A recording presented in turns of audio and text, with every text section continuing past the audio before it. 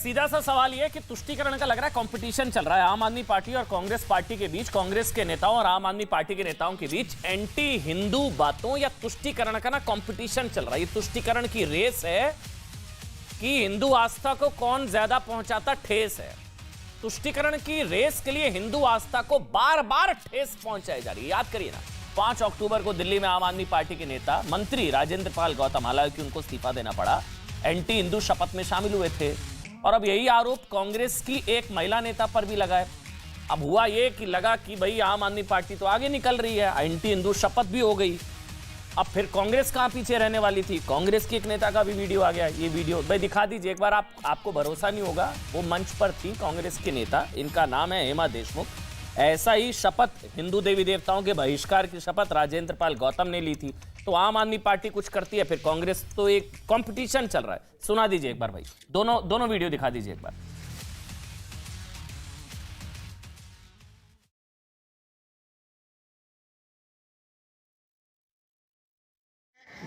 गौरी, गणपति इत्यादि हिंदू धर्म के किसी भी देवी देवता को नहीं मानूंगा और ना ही उनकी कभी पूजा करूंगा। मैं इस बात पर कभी विश्वास नहीं करूंगा कि ईश्वर ने कभी अवतार लिया है। मैं गौरी, गणपति इत्यादि हिंदू धर्म के किसी भी देवी देवता को नहीं मानूंगा और ना ही उनकी कभी पूजा करूंगा। मैं इस बात पर कभी विश्वास नहीं करूंगा कि ईश्वर ने। अच्छा, ये आम आदमी पार्टी के मंत्री जिनका नाम था राजेंद्र पाल गौतम, उनकी शपथ थी कि मैं ब्रह्मा विष्णु महेश की पूजा नहीं करूंगा, उन्हें भगवान नहीं मानूंगा। अब ये हिंदू देवी देवताओं के बहिष्कार की शपथ ली गई। अब कांग्रेस के नेता जिनका नाम है हेमा देशमुख, उनके द्वारा भी इसी तरह की एक एंटी हिंदू शपथ ली गई। हालांकि वो कह रही है मुझे नहीं पता था इस कार्यक्रम में ऐसी शपथ ली गई, लेकिन वो मंच पर मौजूद थी, वहां पर शपथ ली गई। मैं ना तो गौरी, गणपति या हिंदू धर्म के किसी अन्य देवी देवताओं का अनुसरण करूंगा, ना ही उनकी पूजा करूंगा। हम लोग इसलिए भाई, आपने सुना भी, हम लोग इसीलिए सवाल पूछ रहे हैं कि कांग्रेस और आम आदमी पार्टी के नेताओं में क्या हिंदू विरोधी बातों की कोई प्रतियोगिता चल रही है, कि कंपटीशन चल रहा है? मतलब एक फैशन बन गया हिंदू आस्था को गाली, अपमान, घृणा, और ये सेकुलरिज्म की मजबूरी है, इसलिए बार बार हिंदू आस्था को गाली जरूरी है। पहले आम आदमी पार्टी के नेता इस कंपटीशन में थोड़ा आगे निकल गए थे। गोपाल इटालिया ने तो कह दिया था कि मंदिरों में शोषण होता है, जिन पर आरोप है कि उन्होंने मंदिरों को शोषण का घर बताया। दिल्ली में पटाखों पर जेल भेजने की भी बात हुई। राजेंद्र पाल गौतम का वीडियो हमने आपको दिखाया, श्री राम श्री कृष्ण के बहिष्कार की शपथ ली। अब फिर आम आदमी पार्टी थोड़ा आगे निकल रही थी, तो कांग्रेस के नेता कहां पीछे रहने वाले थे। कांग्रेस जिसके बड़े नेता शिवराज पाटिल को तो आपने सुना, भगवत गीता में जिहाद दिख गया था उनको। फिर आम आदमी पार्टी के नेता का बयान आया, फिर कांग्रेस के नेता का बयान आया। अब आम आदमी पार्टी की शपथ आई तो अब कांग्रेस के नेता की शपथ आ गई। फिर कांग्रेस के एक बड़े नेता, कर्नाटक कांग्रेस के कार्यकारी अध्यक्ष सतीश जारकिहोली ने कहा दिया कि हिंदू शब्द का अर्थ बेहद गंदा होता है, शर्म आती है। अब फिर कांग्रेस के नेता थोड़ा सा आगे निकलता है, फिर आम आदमी पार्टी के नेता का बयान आ जाता है। और अब लेटेस्ट जो है ये है छत्तीसगढ़ के कांग्रेस नेता हेमा देशमुख पर हिंदू विरोधी शपथ कार्यक्रम में शामिल होने का आरोप लगाया। हालांकि उन्होंने कह दिया कि वो कार्यक्रम शुरू होते ही वो चली गई थी, उन्हें इस बात की जानकारी नहीं थी कि कार्यक्रम में हिंदू विरोधी शपथ दिलाई जाएगी। लेकिन बीजेपी का आरोप है कि कांग्रेस के नेता जानबूझकर वोट के लिए हिंदू अस्मिता पर आघात कर रहे हैं। इसलिए आज हम सवाल पूछ रहे हैं कि क्या यह तुष्टीकरण की रेस के लिए हिंदू आस्था को बार बार ठेस पहुंचाई जा रही है। और सीधा सा सवाल यह कि हिंदू विरोधी बात जवाब देगा गुजरात, क्योंकि ये सब गुजरात चुनावों की वजह से ही हो रहा है। ऐसा नहीं है कि सारी पार्टियों के बीच में होड़ मच गई है हिंदू आस्था को चोट पहुंचाने की। प्रेम शुक्ला, भारतीय जनता पार्टी के राष्ट्रीय प्रवक्ता, मेरे साथ हैं। आचार्य प्रमोद कृष्णम, कांग्रेस के सीनियर लीडर, वो मेरे साथ हैं। डॉक्टर रिजवान अहमद मेरे साथ हैं। साध्वी प्रज्ञा भारती जी मेरे साथ हैं। आप सबका, प्रेम शुक्ला आपको नजर आ रहे हैं। अकील खान पॉलिटिकल एनालिस्ट हैं, आपका भी बहुत बहुत स्वागत, जितने भी पैनलिस्ट मेरे साथ जुड़े हैं। लेकिन सबसे पहले मैं आचार्य प्रमोद कृष्णम, अगर आप तक मेरी आवाज पहुंच रही है, पहले मैं आपसे शुरू करूंगा। भाई क्या प्रॉब्लम, कांग्रेस पार्टी को प्रॉब्लम क्या है हिंदुओं से? वंस फॉर ऑल एक बार क्लियर कर दीजिए ना सर, हमें भी नहीं अच्छा लगता। कभी आपके नेता गीता में जिहाद बताते हैं, कभी आपके नेता कहते हैं हिंदू शब्द का अर्थ बहुत गंदा है। अब ये लेटेस्ट जो है ये भी एंटी हिंदू शपथ में शामिल हुई, कह रही है कि इन ब्रह्मा विष्णु महेश की पूजा नहीं करूंगा। खाला वो कह रही हैं कि मैं चली गई थी शपथ से, लेकिन उनके मन से ये सब हुआ। प्रॉब्लम क्या है सर? हिंदुओं से क्या प्रॉब्लम है कांग्रेस पार्टी को? वंस फॉर ऑल क्लियर कर देना चाहिए। नहीं आचार्य जी, आपको भी ये जवाब देना आसान हो जाएगा। आचार्य जी। देखिए अमन चोपड़ा जी, कांग्रेस को हिंदुओं से प्रॉब्लम है, ये आपके द्वारा मुझे सुनाई दे रहा है। मेरी आवाज सुन रहे हैं आप? बिल्कुल क्लियर आ रही है सर, बिल्कुल क्लियर। हाँ अमन जी, आपने कहा कि कांग्रेस को हिंदुओं से प्रॉब्लम क्या है। सवाल ये नहीं होना चाहिए, सवाल ये होना चाहिए कि हिंदुओं को कांग्रेस से प्रॉब्लम क्या है। सवाल ये होना चाहिए हिंदुओं को कांग्रेस से प्रॉब्लम क्या है। सवाल ये नहीं है कांग्रेस को हिंदुओं से प्रॉब्लम है। कांग्रेस को हिंदुओं से प्रॉब्लम होती, अगर कांग्रेस हिंदू विरोधी होती तो आचार्य प्रमोद कृष्णम कांग्रेस के साथ क्यों खड़े होते? या ऐसे इस देश के बहुत से लोग हैं जिनके जो बहुत ही आस्थावान लोग हैं वो भी कांग्रेस में रहे हैं।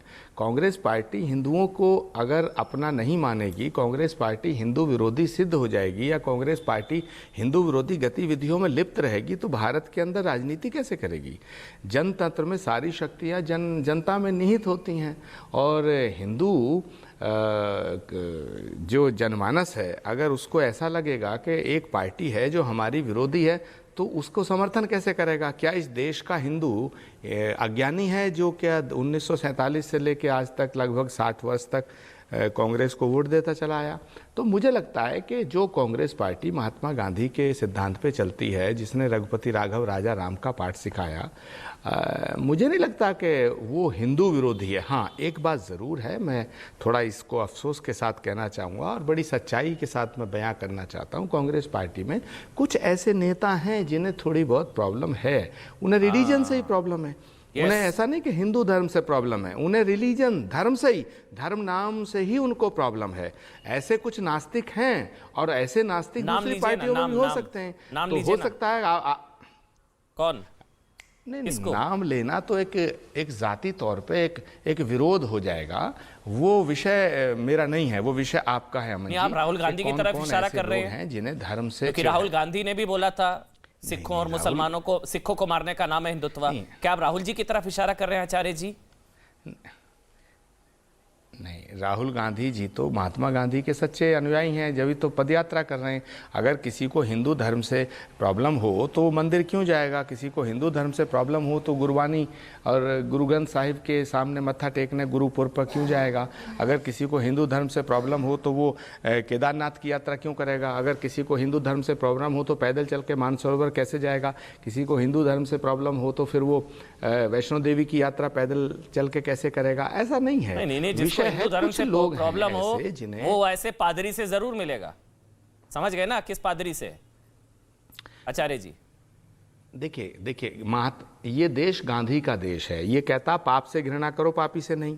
महात्मा गांधी कहते थे। तो राहुल गांधी एक सार्वजनिक जीवन में है, एक राजनीति में है। ऐसे बहुत से बीजेपी के नेता हैं जिनसे देश विरोधी लोगों ने मिलकर के जिनके साथ फोटो खिंचवा लिए। मैं आपकी सारी बातों को मान लेता, हिंदू आतंकवादी, हिंदू तालिबानी, हिंदुत्व ISIS, हिंदुत्व बोको हराम, राम मंदिर चाहने वाले बुरे जो है हिंदू, और अब ये सतीश जो हैं आपके कर्नाटक के कार्यकारी अध्यक्ष, हिंदू का मतलब बेहद गंदा, शर्म आती है उनको। तो शिवराज पाटिल, गीता में जिहाद, पता नहीं अभी कितने नाम है, दिग्विजय सिंह, शशि थरूर। मैं तो राहुल गांधी की बात कर रहा हूं। उन्होंने कहा है सिखों को मारने का नाम हिंदुत्व, उन्होंने कहा है। आप जानते हैं, मैं गलत कोट नहीं कर रहा हूं, आप जानते हैं। तो मैं किसकी बात करूं? ये सब कांग्रेस नहीं है। राहुल गांधी कांग्रेस नहीं, शिवराज पाटिल कांग्रेस नहीं, दिग्विजय सिंह कांग्रेस नहीं, शशि थरूर कांग्रेस नहीं, ये आपके सतीश जारकीहोली कांग्रेस नहीं, अब ये हेमा देशमुख कांग्रेस नहीं। असल कांग्रेस आचार्य जी हैं फिर।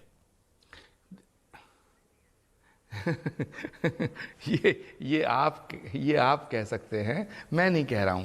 मैं सिर्फ अमन चोपड़ा जी ये बात कह रहा हूं कि जैसे एक राजस्थान के अंदर बहुत ही हीनियस क्राइम हुआ, गर्दन काटी गई अल्लाह अकबर का नाम लेकर के, इस्लाम के नाम पे एक कन्हैया नाम के हमारे भाई को मारा गया। तो वो जिन्होंने मारा उसके फोटो कुछ भाजपा के नेताओं के साथ थी। तो भाजपा के नेताओं को मैं थोड़ी हत्यारा कह दूंगा। तो ऐसे ही राहुल गांधी जी अगर किसी से मिलते हैं तो वो उसके पापों का जो पिटारा है वो राहुल गांधी के सिर पे नहीं डालना चाहिए, नंबर एक। नंबर टू, अब आपने कहा कि बयान, भाई मैं तो खुद कह रहा हूँ कांग्रेस पार्टी के अंदर ऐसे कुछ लोग हैं जिन्हें हिंदू नाम से चिढ़ है, ये बात है, उन्हें हिंदू शब्द अच्छा नहीं लगता है, ये तो मैं कह रहा हूँ, एक्सेप्ट कर रहा हूँ। और जब आपने ये बयान दिखाया था सतीश का, मिस्टर सतीश समथिंग जो कार्यकारी अध्यक्ष हैं कर्नाटक के, तो आपको याद होगा आपके शो में सबसे पहले मैंने ही ये कहा था कि इनको या तो माफ़ी मांगनी चाहिए क्योंकि ये 120 करोड़ हिंदुओं की भावनाओं को ठेस पहुँचाने वाला बयान है, और या इन्हें पार्टी से निकाल देना चाहिए। तो आज आपको जानकारी होगी कि उन्होंने लिखित रूप में माफी मांगी है कि भाई मैं अगर उनकी भावनाओं को ठेस पहुंची है तो मैं माफी मांगता हूं। नहीं आचार्य जी, अब किसी के बयान पे पाबंदी लगाने का जो काम है वो मैं तो नहीं कर सकता। आचार्य जी, सारी बातें ठीक है, कांग्रेस का कोई नेता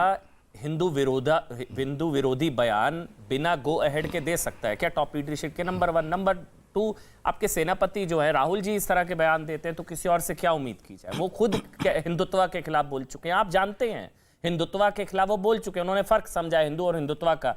और आपके Salman Khurshid Hindutva, ISIS, Boko Haram, Digvijaya Singh, Shashi Tharoor, सारे भरे पड़े हैं सर, मैं किस किस का नाम लूं? तो ये अब इसमें हुआ या आम आदमी पार्टी थोड़ी सी आगे निकल गई थी? डॉक्टर रिजवान अहमद और प्रेम शुक्ला, एक एक कमेंट आप दोनों का। पहले प्रेम शुक्ला आपका, फिर डॉक्टर रिजवान अहमद मैं आपके पास आऊंगा।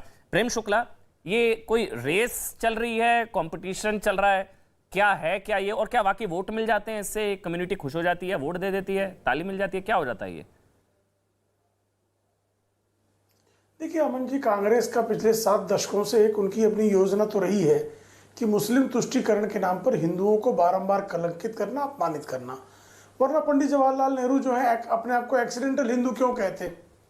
उनके पिता भी हिंदू थे, उनकी माता भी हिंदू थी, तो कौन से एक्सीडेंट में हिंदू हो गए थे वो?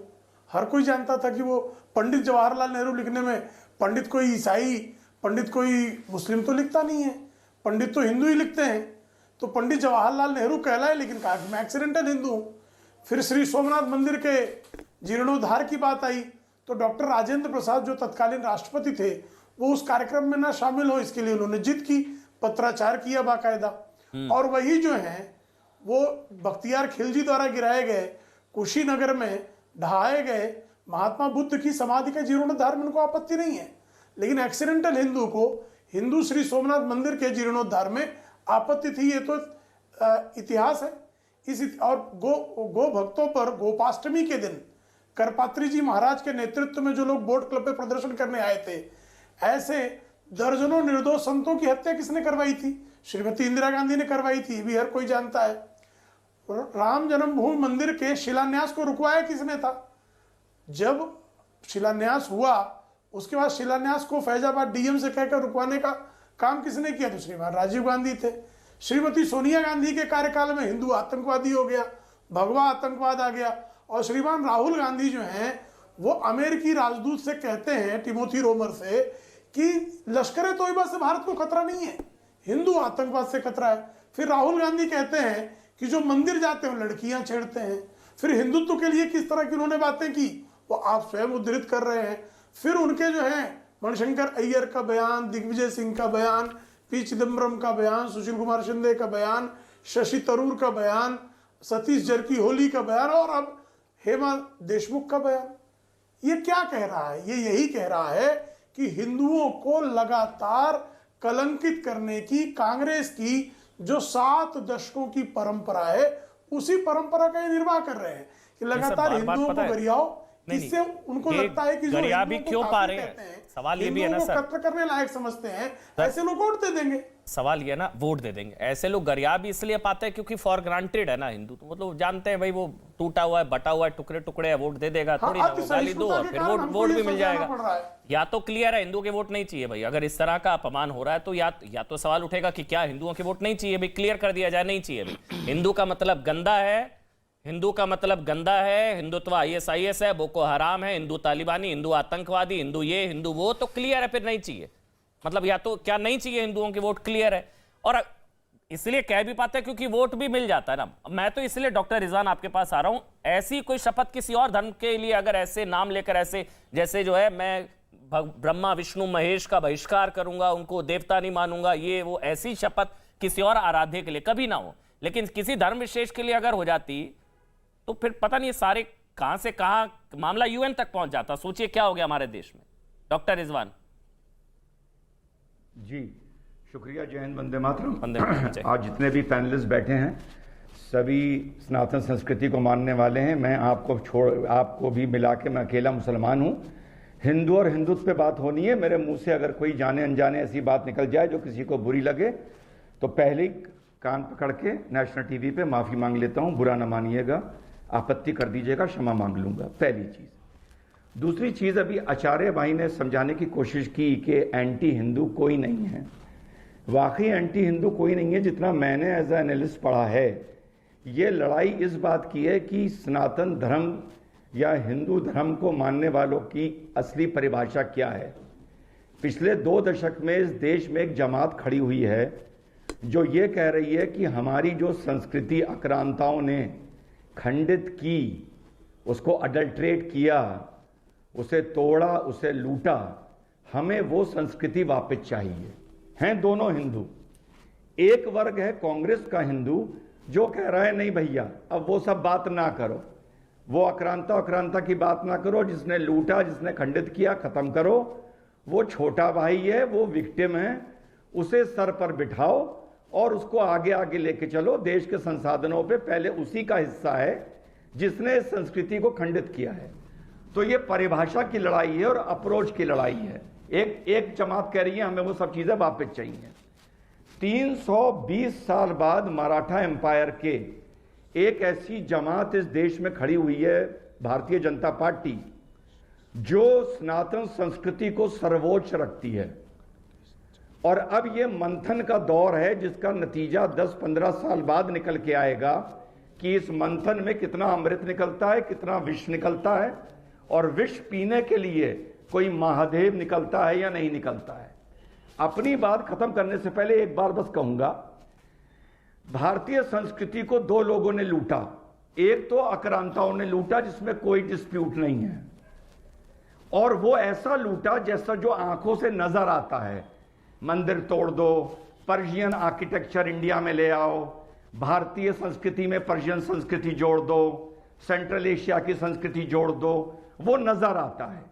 लेकिन अमन भाई और बाकी जितने भी आप हिंदू बैठे हैं, आप ही में से एक ऐसी जमात है जिसने सनातन संस्कृति को दीमक की तरह चाटा है, चाट रही है और आगे चाटती रहेगी, जो आप लोगों को नजर नहीं आती।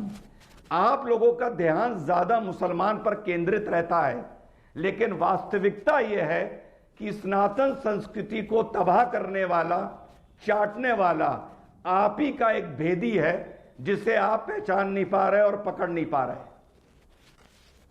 कौन? आप ही की संस्कृति में है जो सेक्युलरिज्म के नाम पर यह बोलते हैं कि भारत की यही संस्कृति है सेक्युलर। सनातन संस्कृति को भूलो, जो लूटा गया वो भूलो, जो खंडित हुआ वो भूलो, और जिन्होंने लूटा उन्हीं को इन संसाधनों पर पहला अधिकार दो। अब आप समझ जाइए कौन है इस संस्कृति को चाटने वाले। साध्वी जी, मेरा आपसे सवाल ये है कि ये हिंदू सहिष्णु है, उदार है, उसी की कीमत चुका रहा है कि इतना सुनेगा हिंदू आतंकवादी, हिंदू तालिबान, मतलब हिंदुस्तान में हिंदू आतंकवादी, हिंदू तालिबानी, हिंदू ये, हिंदू वो, हिंदू का मतलब गंदा, हिंदू शर्म आ जाएगी, पता नहीं क्या क्या, और हिंदू देवी देवताओं का बहिष्कार, ये सब कुछ। फिर जो है जब चुनाव आएंगे तो फिर जो है चुनरी वगैरह ओढ़ के और सब मंदिरों में जाके फिर वोट भी हिंदुओं के चाहिए। और मिलते भी हैं, ऐसा नहीं है, मिलते भी हैं। ये जो शुक्ला जी कह रहे थे मिलेंगे, पता है, फॉर ग्रांटेड है, गाली दो वोट लो, कोई फर्क तो पड़ना नहीं है।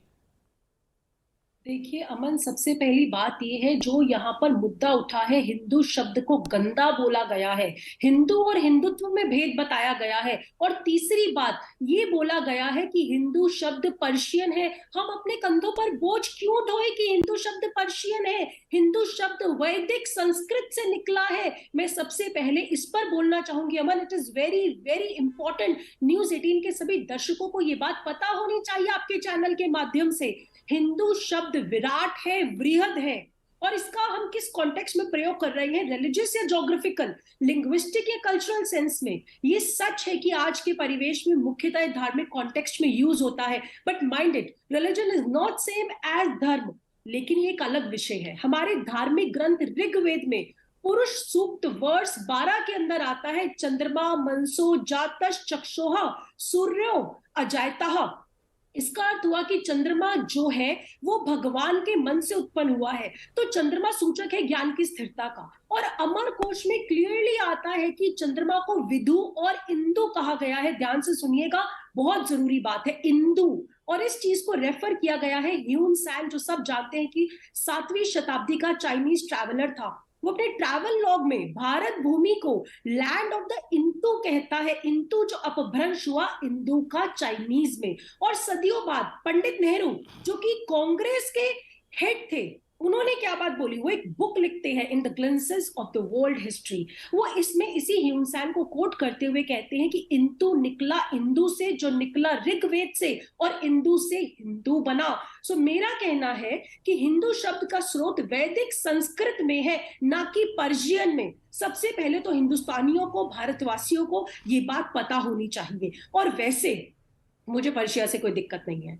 और अगर अब आप कहेंगे कि वेद भी गलत है, ह्यून सैंग भी गलत है, और पंडित नेहरू ने भी झूठ लिखा है, आपने पंडित नेहरू का जिक्र किया, आपने पंडित नेहरू का, जवाहरलाल नेहरू का, उनकी किताबें discovery of India page number 70 के आसपास उन्होंने बताया हिंदू वर्ड को, उन्होंने समाज की सांस्कृतिक पहचान है Hindutva, Hindu, the cultural identity of the society, it has nothing to do with the religion. उसका धर्म से कोई लेना देना नहीं है। ये नेहरू की किताब है डिस्कवरी ऑफ इंडिया, उसके शायद 71-72 पेज पर ये लिखा हुआ है, नेहरू की किताब। मैं कमेंट ब्रेक पर जाने से पहले अखिल भाई एक कमेंट आपका ले लेता हूं, फिर मैं ब्रेक पर जाऊंगा जल्दी से। अखिल भाई, मैं अब एक और शपथ आपको करानी पड़ेगी, अब तक कांग्रेस आगे निकल गई। अमन भाई, आप बहुत ही कम टाइम दे रहे हैं। नहीं, ब्रेक के बाद आपसे शुरू कर लूंगा सर, नाराज मत होइए। इतना कहना चाहूंगा, पर दिखा दीजिए। मैं सिर्फ इतना कहना चाहूंगा कि जो भाजपा सरकार है हमारी, ये सुपरफ्लुअस है, ये हिंदुओं की कोई रक्षा नहीं करती, ना हिंदुओं का ये कोई इतना मतलब हिंदुओं के लिए किया है इन्होंने इतने 8 सालों में।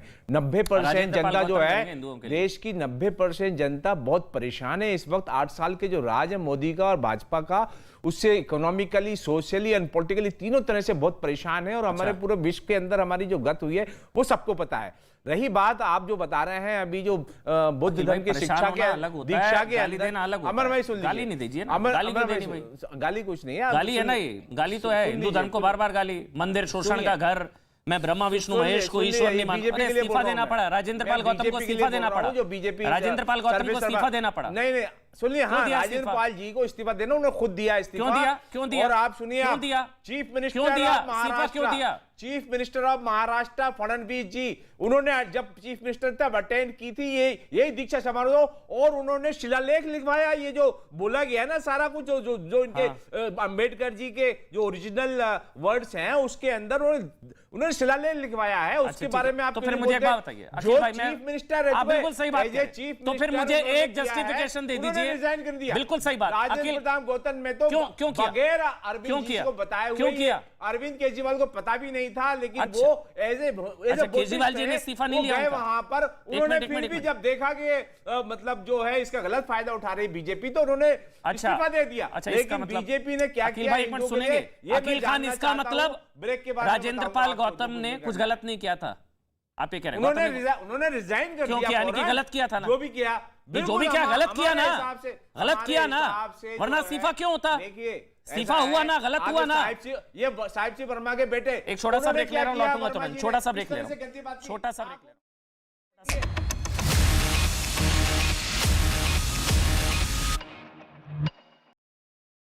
लोगों ने पकड़कर जमकर पिटाई कर दी, पुलिस ने आरोपी भांजे को हिरासत में लिया। बिहार के हाजीपुर में दो पक्षों के बीच जमकर मारपीट हुई। मारपीट में दोनों पक्ष से 24 से अधिक लोग घायल हुए। मारपीट का वीडियो सोशल मीडिया पर वायरल है। हरियाणा के यमुनानगर में आपसी रंजिश में बदमाशों ने एक छात्र की जमकर पिटाई कर दी। पिटाई से घायल छात्र की मौत हो गई। छात्र को घटना सीसीटीवी में रिकॉर्ड हो गई, उसकी पिटाई। दिल्ली से सटे उत्तर प्रदेश के गाजियाबाद में नशे में धुत मोटरसाइकिल सवार ने बैरिकेड में टक्कर मारी, फिर पास ही काम कर रहे गाड़ी के ड्राइवर की पिटाई कर दी। शिकायत मिलने पर पुलिस ने आरोपी शख्स को गिरफ्तार किया। बिहार के नवादा में लोहे के रॉड से एक शख्स की बेरहमी से पिटाई की वजह से एक शख्स के दोनों हाथ और पैर टूट गए। पुलिस आरोपी की तलाश में जुटी।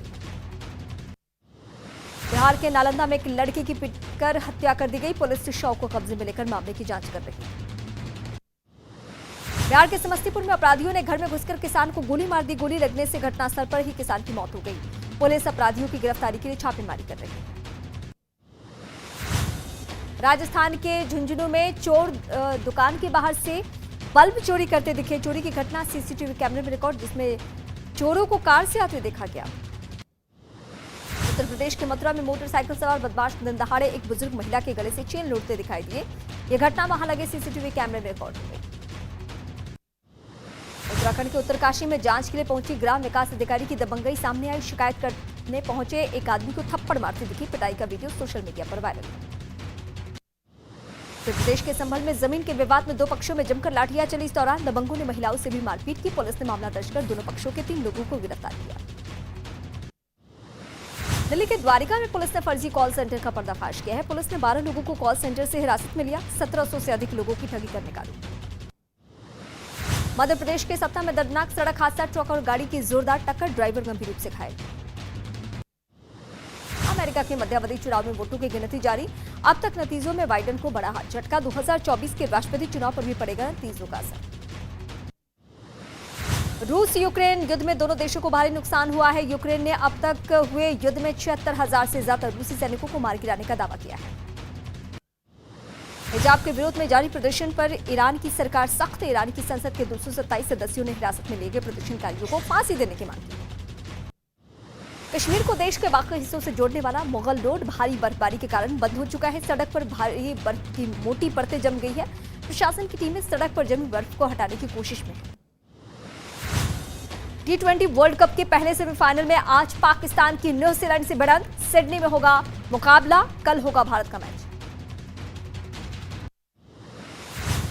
T20 वर्ल्ड कप 2022 का दूसरा सेमीफाइनल मुकाबला भारत और इंग्लैंड के बीच कल होगा। भारतीय क्रिकेट टीम कल होने वाले मैच के लिए एडिलेड पहुंच चुकी है।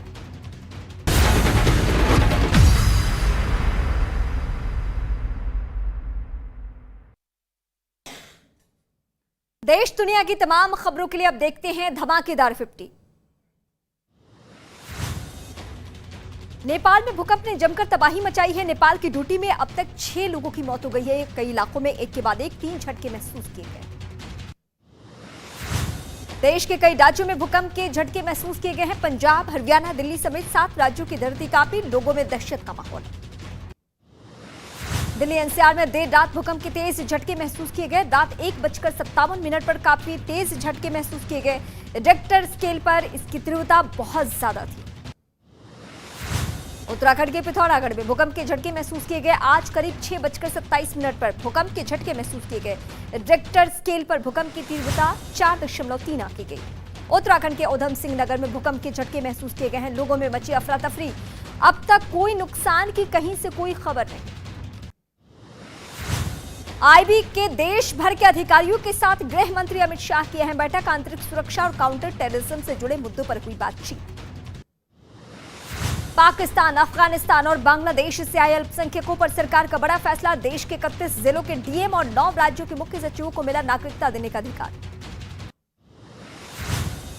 हिमाचल के चुनावी रण में उतरे प्रधानमंत्री नरेंद्र मोदी। कांगड़ा में जनसभा को किया संबोधित। पीएम ने बीजेपी के घोषणा पत्र की तारीफ की और कांग्रेस पर साधा निशाना।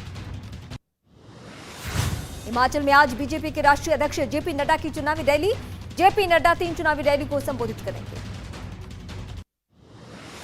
हिमाचल प्रदेश में अमित शाह आज 2 चुनावी जनसभा को करेंगे संबोधित। अमित शाह सबसे पहले कांगड़ा जिले की सुलह विधानसभा क्षेत्र में चुनावी हुंकार भरेंगे। इसके बाद अमित शाह सिरमौर पहुंचेंगे, जहां दोपहर 2:30 बजे पांवटा साहिब में रैली को संबोधित करेंगे। हिमाचल प्रदेश के हमीरपुर में केंद्रीय मंत्री अनुराग ठाकुर ने किया चुनाव प्रचार। अनुराग ठाकुर ने कहा, हिमाचल की जनता बीजेपी के साथ है। अनुराग ठाकुर ने कांग्रेस पर बोला हमला। उत्तर प्रदेश के मुख्यमंत्री योगी आदित्यनाथ मथुरा दौरे पर पहुंचे। सीएम योगी ने कृष्ण जन्मभूमि मंदिर में पूजा अर्चना की और अधिकारियों के साथ समीक्षा बैठक की। दिल्ली में बीजेपी केंद्रीय चुनाव समिति की आज शाम को अहम बैठक। गुजरात चुनाव के लिए पार्टी के उम्मीदवारों के नाम पर लग सकती है मुहर। शाम 6:30 बजे होनी है बैठक। डीवाई चंद्रचूड़ बने देश के नए मुख्य न्यायाधीश। राष्ट्रपति द्रौपदी मुर्मू ने दिलाई सीजेआई को पद और गोपनीयता की शपथ। दिल्ली लौटे विदेश मंत्री एस जयशंकर। कल भारत और रूस के विदेश मंत्रियों के बीच मॉस्को में हुई थी अहम बैठक। यूक्रेन समेत कई मुद्दों पर हुई थी चर्चा। नोएडा में प्रदूषण की वजह से लोगों को आंखों में हो रही है जलन, सांस लेने में हो रही परेशानी। नोएडा का AQI 371 पहुंचा। दिल्ली में तेज हवा चलने के बावजूद कम नहीं हुआ प्रदूषण। दिल्ली में विजिबिलिटी हुई बेहद कम, हवा अभी भी बहुत जहरीली। गुजरात के खेड़ा में कपड़े के गोदाम में लगी आग, दूर से दिखाई दी आग की लपटें। घंटों की मशक्कत के बाद आग को कंट्रोल किया गया। उत्तर प्रदेश के कानपुर में आग लगने से मचा हड़कंप। हार्डवेयर की दुकान में शॉर्ट सर्किट की वजह से लगी आग, दुकान में रखा सामान जलकर खाक। मध्य प्रदेश के शाहजहांपुर में बिजली ट्रांसफार्मर में ब्लास्ट हुआ। ब्लास्ट की वजह ओवरलोडिंग बताई जा रही है। वहीं ट्रांसफार्मर में ब्लास्ट होने की वीडियो सोशल मीडिया पर वायरल। छत्तीसगढ़ में कोयला और इस्पात कारोबारियों के ठिकानों पर आईटी ने बड़ी छापेमारी की है। टैक्स चोरी के आरोप में आईटी ने ये छापेमारी की। रायगढ़ में कोयला कारोबारी के प्लांट, मकान समेत रायपुर ठिकानों पर आईटी ने छापे मारे हैं। दिल्ली के सुल्तानपुरी इलाके से एक रिटायर्ड फौजी के संदिग्ध परिस्थितियों में लापता होने से परिवार दहशत में है। साथ ही मामले में पीएफआई की भूमिका सामने आ रही है। पुलिस पूरे मामले में जुट चुकी है।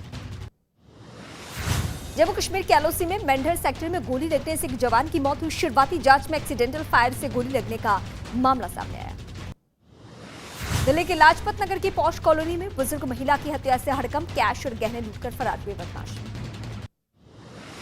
मध्य प्रदेश के मंडला में एक गहने की दुकान से लाखों रुपए की चोरी हो गई। चोरी का वीडियो सीसीटीवी में रिकॉर्ड हुआ, जिसमें चोर गहने की दुकान के सामने से गहनों से भरा बैग लेकर जाते दिखे। जम्मू कश्मीर के डोडा जिले में दर्दनाक हादसा हो गया। एक कार सड़क से फिसलकर चिनाब नदी में गिर गई। इस हादसे में 4 लोगों के नदी में डूबने की खबर है, जिनकी तलाश एनडीआरएफ और एसडीआरएफ की टीमें कर रही हैं, लेकिन रात में अंधेरा होने की वजह से उन्हें नहीं बचाया जा सका। उत्तर प्रदेश के अमरोहा में दर्दनाक सड़क हादसा। ऑटो को अज्ञात गाड़ी ने मारी टक्कर, 4 लोगों की मौत। उत्तर प्रदेश के बरेली में गंगा में डूबे 4 लोग, 2 लोगों को बचाया गया, 2 की तलाश जारी। उत्तर प्रदेश के अलीगढ़ में बीजेपी युवा मोर्चा के उपाध्यक्ष अमित गोस्वामी को सिर तन से जुदा करने की धमकी मिली। लिखित शिकायत मिलने के बाद पुलिस जांच में जुटी हुई है। आरोप है कि अमित गोस्वामी को पाकिस्तान से धमकी मिली। उत्तर प्रदेश के रायबरेली में पुलिस और बदमाशों के बीच मुठभेड़ हुई। पुलिस की जवाबी फायरिंग में एक बदमाश के पैर में गोली लगी। दिल्ली से सटे उत्तर प्रदेश के नोएडा में प्रेमिका को 3 मंजिल इमारत से धक्का देने का आरोप। शव को कार में ले जाते वक्त पुलिस ने आरोपी शख्स को हिरासत में ले लिया। उत्तर प्रदेश के उन्नाव में भांजे ने मामी को 3 गोली मारी। गोली मारकर भाग रहे आरोपी को आसपास के लोगों ने पकड़कर जमकर पिटाई कर दी। पुलिस ने आरोपी भांजे को हिरासत में लिया। बिहार के हाजीपुर में 2 पक्षों के बीच जमकर मारपीट हुई। मारपीट में दोनों पक्ष से 24 से अधिक लोग घायल हुए। मारपीट का वीडियो सोशल मीडिया पर वायरल है। हरियाणा के अमरानगर में आपसी रंजिश में बदमाशों ने एक छात्र की जमकर पिटाई कर दी। पिटाई से घायल छात्र की मौत हो गई।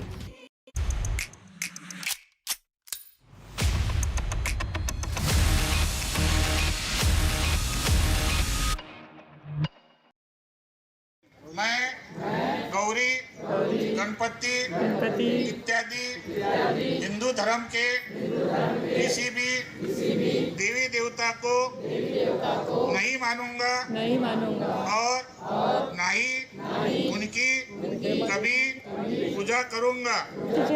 मैं इस बात पर कभी विश्वास नहीं करूंगा कि ईश्वर ने कभी अवतार लिया है। मैं ब्रह्मा विष्णु और महेश को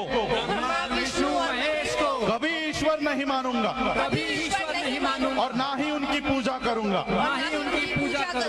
मैं राम और कृष्ण को ईश्वर नहीं मानूंगा और ना ही उनकी कभी पूजा करूंगा।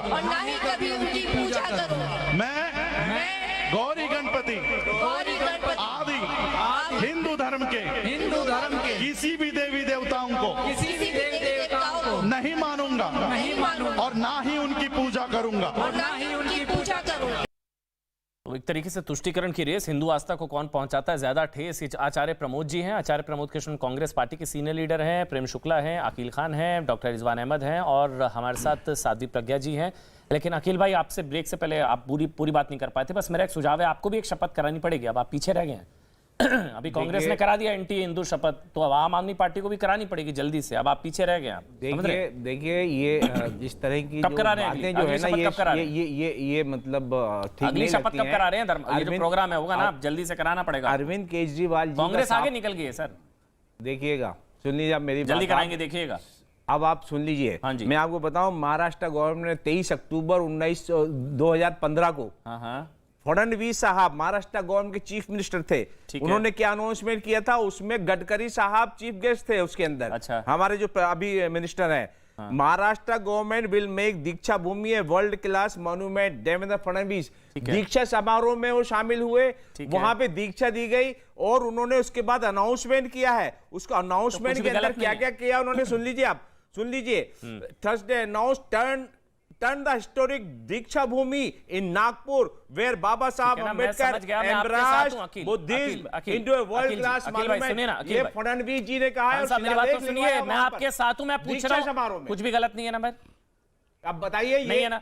तो फिर एक और अगला, चलिए अगला कब? तो राज्यपाल गौतम जी ने इस्तीफा दे दिया। मेरी बात अब हो गया ना? आपको प्रॉब्लम है, कुछ भी गलत नहीं है। गडकरी साहब उनसे इस्तीफा क्यों नहीं मांगते? उन्होंने जो इस तरह का जो गलत काम किया है, जो आपके हिसाब से गलत है। अकील खान, इसका मतलब ये अगला कब करा रहे हैं फिर?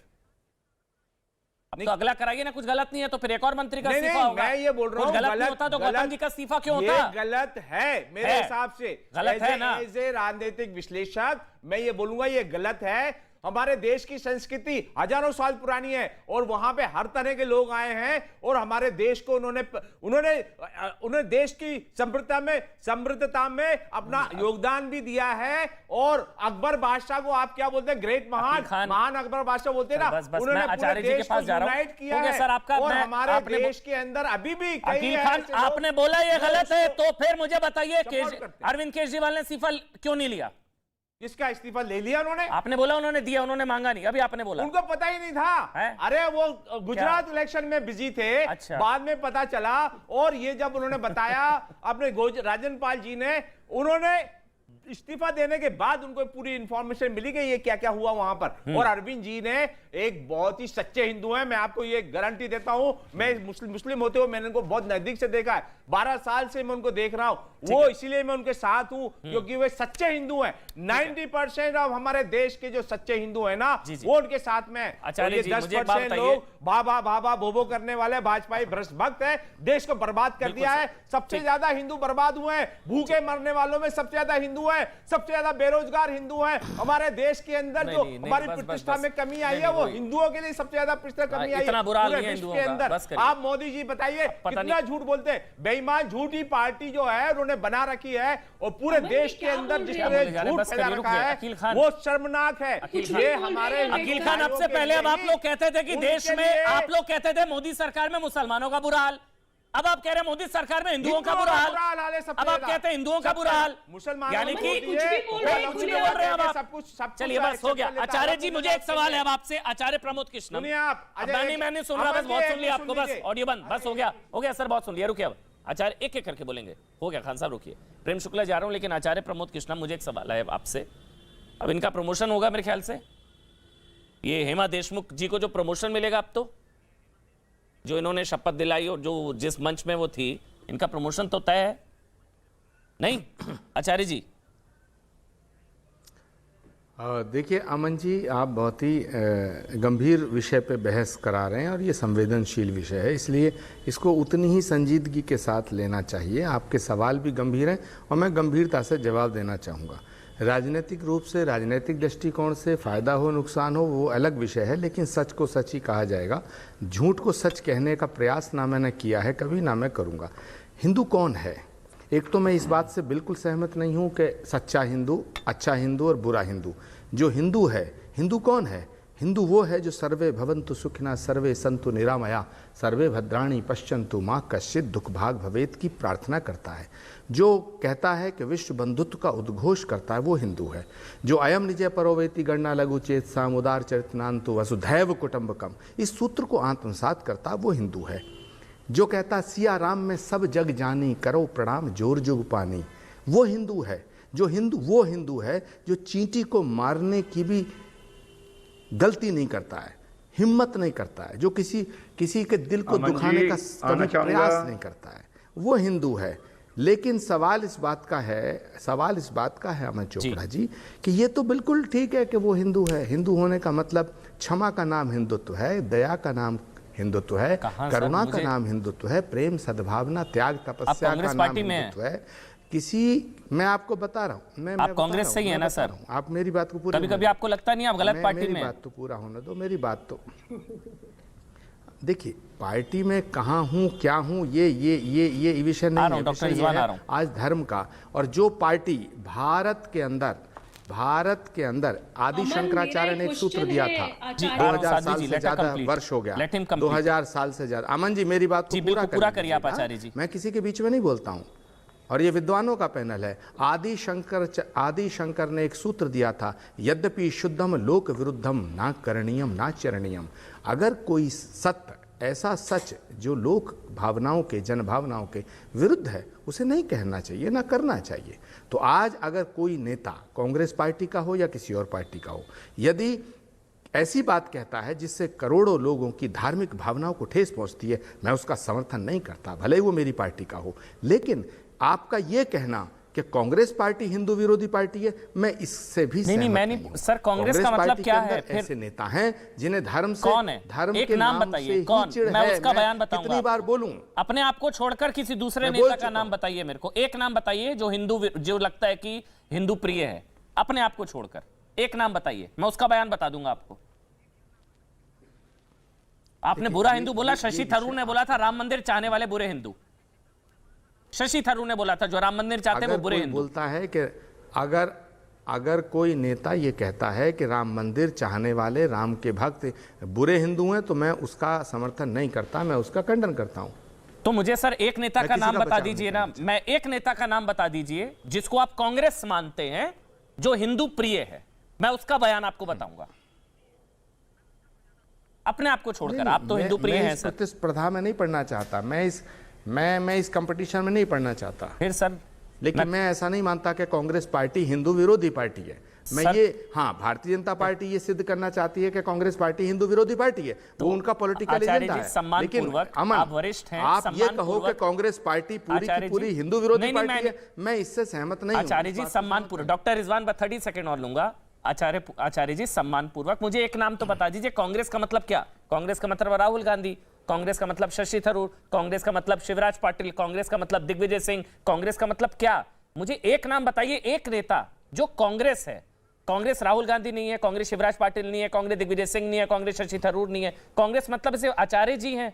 फिर एक नेता का नाम बताइए, मैं बताऊंगा उसका हिंदू विरोध बयान। आचार्य प्रमोद कृष्णम नहीं है कांग्रेस, मतलब आचार्य प्रमोद कृष्णम नहीं है। कांग्रेस का मतलब वो सिद्धांत है जो गांधी ने कहा, ईश्वर अल्लाह तेरो नाम सबको सन्मत दे भगवान, रघुपति राघव राजा राम, पतित पावन सीताराम। कांग्रेस का मतलब ये है। कांग्रेस का मतलब ये है कि जब कलकत्ता अधिवेशन होता है तो मौलाना आजाद वंदे मातरम की उद्घोषणा करते हैं। कांग्रेस का मतलब ये है। कांग्रेस का मतलब ये है जब भारत को तोड़ने की साजिश हो रही थी उग्रवादियों के द्वारा, आतंकवादियों के द्वारा, तो इंदिरा गांधी जानती थी कि वहां सख्त फैसला लेने से उनको शहीद होना पड़ सकता है, और वो शहादत दी। कांग्रेस का मतलब ये है। बिल्कुल सही आप कह रहे हैं, बिल्कुल सही। बोलिए आप डॉक्टर रिजवान, फिर प्रेम शुक्ला मैं आपके पास आऊंगा एक एक करके। बोलिए आप डॉक्टर रिजवान, कोई बीच में नहीं बोलेगा, बोलिए आप सर। मुझे भाई का नाम नहीं पता था, अभी अकील खान भाई जो बैठे हैं, हाँ जी, उन्होंने बोलते बोलते बोला, और हर डिबेट में मैं चीज को करेक्ट करवाता हूं कि भारत की संस्कृति से सब जुड़े हुए हैं, हिंदू, मुसलमान, पारसी, यहूदी, सब नहीं। ये जितने भी लोग हैं, इंक्लूडिंग डॉक्टर सैयद रिजवान अहमद, हम हो सकता है भारत के इतिहास, भारत की हिस्ट्री से जुड़े हुए हों, लेकिन भारत की संस्कृति से जुड़ा सिर्फ एक है, वो है सनातन धर्म, सनातन संस्कृति, और सनातन संस्कृति में यकीन और विश्वास रखने वाले। तो हम लोगों को संस्कृति और हिस्ट्री में पहले फर्क समझना पड़ेगा। पहली बात, आचार्य जी ने वसुदेव कुटुंबकम की बात की। हिंदू का नाम है त्याग, क्षमा करना, माफ करना, सबको अपने में समेटना। बहुत बड़े हैं, पहली माफी मांग लेता हूं। इसी तरह की सनातनी परिभाषाओं ने आज से 1000 साल पहले जो अखंड भारत था, या 1200 साल पहले, वो 75 लाख वर्ग किलोमीटर का था। 75 लाख। इसी तरह की वसुदेव कुटुंबकम, आओ हम हिंदू हैं, हम माफ करते हैं, हम क्षमा करते हैं। इस टाइम भारत 35 लाख वर्ग किलोमीटर बचा है, आधा निकल गया, आधा। अफगानिस्तान में, पाकिस्तान में, बांग्लादेश में, इंडोनेशिया में आधा निकल गया।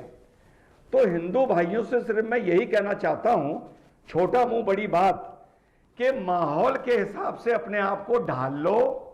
वसुदेव कुटुंबकम हिंदू का नाम है क्षमा करना, माफ करना। थोड़े दिन के लिए इसको ठंडे बस्ते में डाल दो, वरना ये जो हिंदुस्तान बचा है रो धो के भारत, और इसमें भी नॉर्थ ईस्ट पूरा चला गया, कश्मीर जाने वाला था कहो बच गया, तो आज से 50 साल बाद ये भी आधा बचेगा।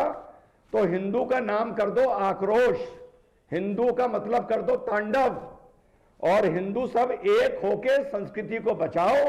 वसुदेव कुटुंबकम के चक्कर में ये भी चला जाएगा जो बचा है।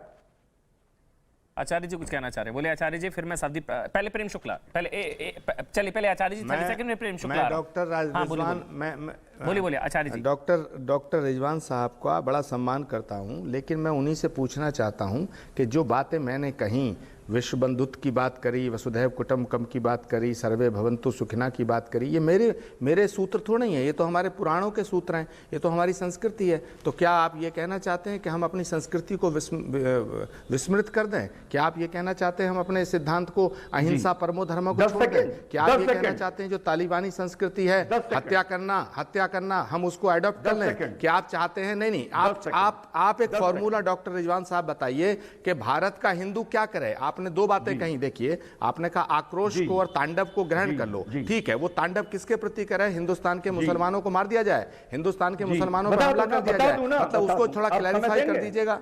समय देंगे? हाँ डॉक्टर साहब, बिल्कुल समय क्यों नहीं देंगे? अमन चोपड़ा भी समय देंगे, ये बड़ा गंभीर विषय है।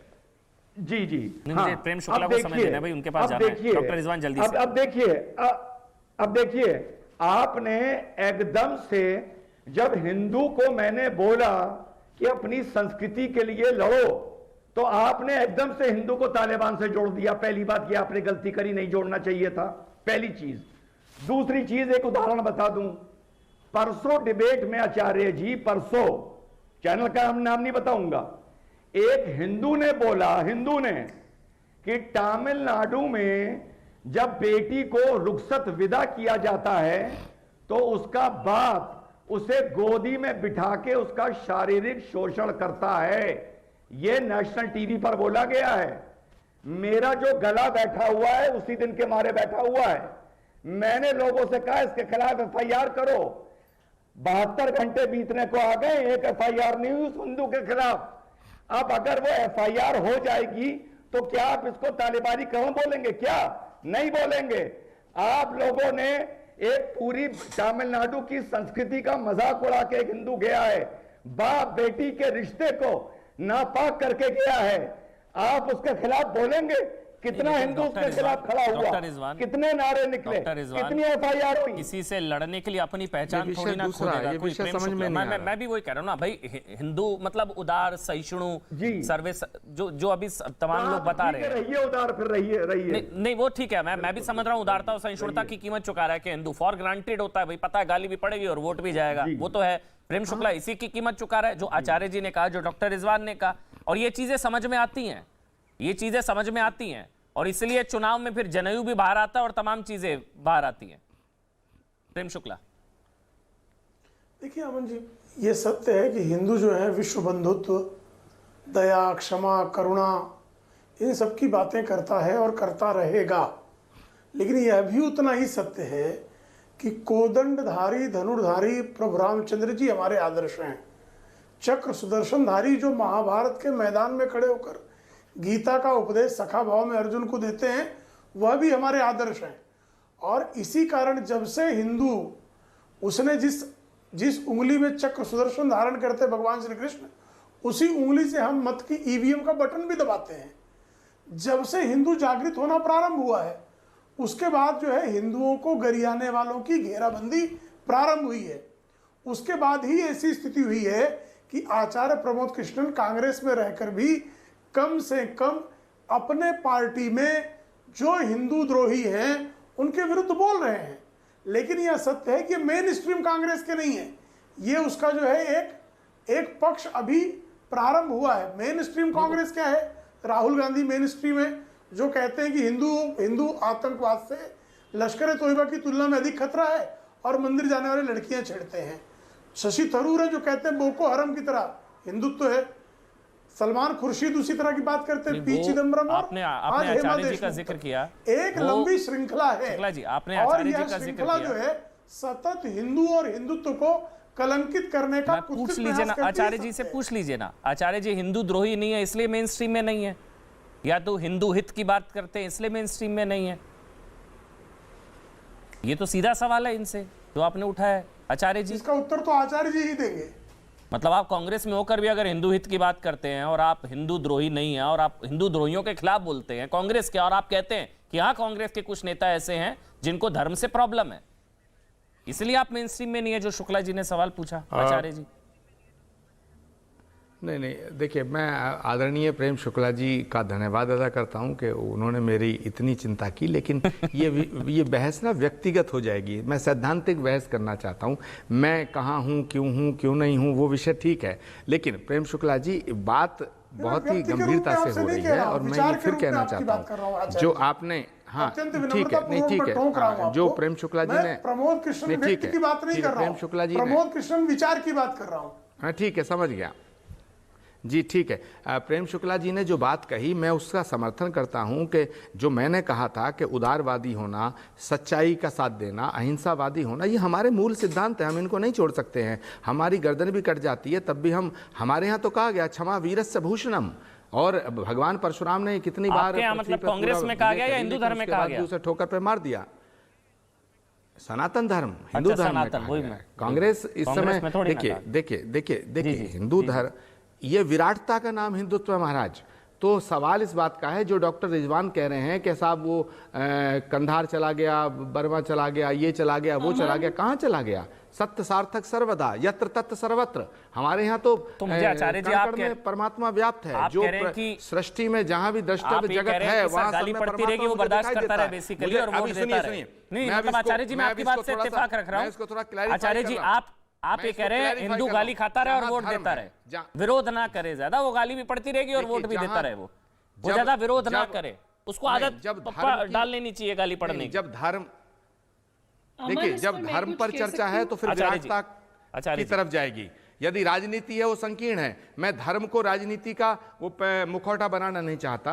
जहां धर्म है वो विराटता का नाम है, जहां राजनीति है वो संकीर्णता का नाम है। राजनीतिक स्वार्थों की पूर्ति करने के लिए अगर कोई आदमी हिंदू धर्म का विरोध कर रहा, मैं उसके भी विरोध कर रहा हूं, और जो राजनीति के स्वार्थों की पूर्ति करने के लिए धर्म की बात कर रहा, मैं उसका भी विरोध करता हूं। एक सवाल का राजनीति अलग है, धर्म अलग है। बस एक सवाल आपसे पूछूंगा, डॉक्टर रिजवान 30 सेकंड ले रहा हूं। आचार्य जी तो क्या हिंदुओं को जिस तरह का अपमान, सनातन को गाली, सारी चीजें हैं, आपने खुद बताया है, तो क्या उनको जवाब राजनीतिक रूप से देना चाहिए? बस इतना बताइए, क्या उनको उस पार्टी को राजनीतिक रूप से जवाब देना चाहिए जिस पार्टी के नेता सीरियल अपमान करें सनातन का? क्या राजनीतिक रूप से जवाब देना चाहिए? दो बातें जी, दो बड़े सवाल आपने किए जी। बिल्कुल आचार्य जी, दो बड़े सवाल आपने किए। पहले सवाल यह है कि मैं इस बात से सहमत नहीं हूं कि एक पार्टी जिसके साथ मैं भी हूं, कांग्रेस पार्टी हिंदू विरोधी पार्टी है, मैं ऐसा नहीं मानता। लेकिन मैं दूसरी बात कह रहा हूं, अगर कोई व्यक्ति धर्म का और राष्ट्र का अपमान करता है उसके खिलाफ आवाज उठानी चाहिए, वो हमारी पार्टी का हो या हमारी पार्टी के बाहर का हो। अच्छा, पार्टी अगर ऐसे नेताओं के साथ नहीं है तो कौन से नेता पर एक्शन हुआ? कौन से नेता, एक नाम बताइए सर जिस पर एक्शन हुआ। मैं आ रहा हूं साध्वी जी, डॉक्टर रिजवान आ रहा हूं। एक नेता बताइए आचार्य जी जिस पर एक्शन हुआ, एक नेता, एक का नाम बता दीजिए मेरे को जिस पर। अभी तो राजेंद्र पाल गौतम का तो इस्तीफा हुआ, आम आदमी पार्टी में हुआ उनका तो इस्तीफा। एक नेता का नाम बताइए सर जिन पर एक्शन हुआ, और जो एक्शन लेंगे उन्हीं के ऊपर आरोप है। सिखों को मारने का नाम हिंदुत्व। अगर राजेंद्र पाल गौतम का इस्तीफा हुआ तो इसे एक्शन माना जाएगा, और ये सतीश जी ने जो माफी मांगी है लिखे, ये भी एक्शन माना जाएगा। मैं कांग्रेस की बात कर रहा हूं। मैं तो जनता से अपील कर रहा हूं, जो धर्म, सुनिए अमन, मेरी बात सुनिए, नेशनल चैनल पे मेरी बात सुनिए अमन। जो धर्म के खिलाफ बोलता है, राष्ट्र के खिलाफ बोलता है, देश की जनता से अपील करता हूं हाथ जोड़ के, उसे वोट ना दे, उसे जो ये जो सुदर्शन, सर आप इनडायरेक्टली अपील कर रहे हैं कांग्रेस को वोट ना दें। आप इनडायरेक्टली अपील कर रहे हैं कांग्रेस को वोट ना दें। आप इनडायरेक्टली अपील कर रहे हैं। मैं कांग्रेस पार्टी को हिंदू विरोधी पार्टी नहीं मानता। जिस दिन मैं ऐसा मानूंगा कि कांग्रेस पार्टी हिंदू विरोधी पार्टी हो गई है, उस दिन मैं कांग्रेस पार्टी को छोड़ दूंगा। तो कांग्रेस के नेताओं को हिंदू विरोधी मानते हैं? कुछ नेताओं को कुछ नेताओं से कांग्रेस नहीं है, कांग्रेस एक विचार है, कांग्रेस एक ऐसी पार्टी है। डॉक्टर रिजवान, फिर मैं साध्वी जी आपके पास आऊंगा। डॉक्टर रिजवान बोलिए, बोलिए डॉक्टर रिजवान, फिर मैं साध्वी जी आ रहा हूँ। बिल्कुल अखिल जी आ रहा हूँ, बोलिए डॉक्टर रिजवान जल्दी से। महात्मा गांधी से बड़ा हिंदू बिल्कुल साध्वी जी, 20 सेकंड में आ रहा हूँ साध्वी, 20 सेकंड्स में बोलिए आप डॉक्टर रिजवान। अमन भाई, आचार्य जी एक ऐसी जमात है इस देश में जो ये कह रही है कि जो हमारे मंदिर खंडित किए गए या तोड़े गए वो हमें आज वापस चाहिए। हम प्लेसेस ऑफ वर्शिप एक्ट को नहीं मानते। आचार्य जी उस जमात के साथ खड़े हैं या आचार्य जी उस जमात के साथ नहीं खड़े हैं?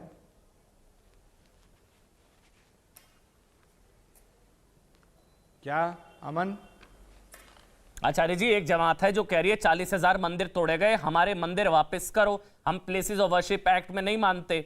और एक जमात वो है जो इसके खिलाफ है। आप किस तरफ खड़े हैं? सवाल पूछ लिया उन्होंने आपसे, वैसे बात रखने के लिए बोला था। जल्दी से बता दीजिए, फिर साध्वी जी आ रहा हूं। बोलिए आप आचार्य जी। मैं इसका जवाब ये देना चाहूँगा कि प्लेसेस ऑफ वर्शिप एक्ट जो है वो देश की संसद में आया, और देश की संसद में उस एक्ट को ख़त्म करने का प्रस्ताव लाइएगा, दूध का दूध पानी का पानी हो जाएगा। हम देश के साथ खड़े हैं, हम राष्ट्र के साथ खड़े हैं, और हम राष्ट्र के साथ खड़े रहेंगे। साध्वी जी बोलिए। साध्वी जी, जो डॉक्टर रिजवान ने बोला, जो प्रेम शुक्ला ने बोला, क्या राजनीतिक जवाब देना चाहिए उस कम्युनिटी को या सहिष्णु और उदारता दिखानी चाहिए?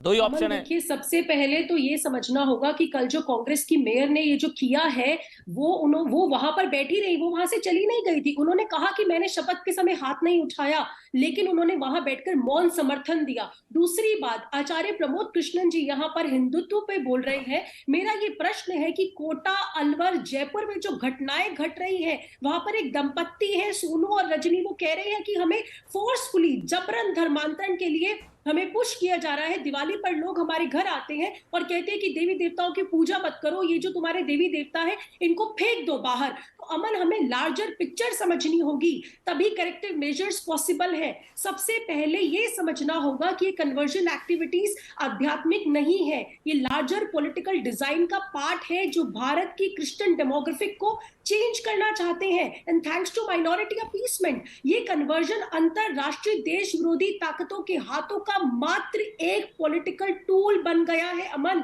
और साथ ही साथ मैं ये वाली बात भी कहना चाहूंगी विच इज वेरी इंपॉर्टेंट, अब हिंदू फोबिक गैंग में एक पैटर्न है जिसमें लेटेस्ट है कि हिंदू शब्द तो विदेशी है, पर्शियन है, कल को कहेंगे कि इस्लामिक है, और जब हम इसके अगेंस्ट फैक्ट्स देंगे तो कहेंगे कि हिंदू धर्म तो बीजेपी का है। ये रूटीन पैटर्न बन चुका है सेक्युलर गैंग का। साध्वी जी, लेकिन वो तो स्वैच्छिक धर्मांतरण के खिलाफ तो कोई नहीं है ना, मतलब जो स्वैच्छिक है, स्वैच्छिक नहीं है, वो स्वैच्छिक नहीं है। मैं उसके खिलाफ हूं जो स्वैच्छिक है भाई, जो अपनी इच्छा से छोड़ रहा है या आ रहा है उस पे किसी का कोई विरोध नहीं हो सकता, वो स्वैच्छिक है, नंबर एक। लेकिन एक धर्म अपनाने के लिए दूसरे धर्म को गाली अनावश्यक है, मैं उसके खिलाफ हूं।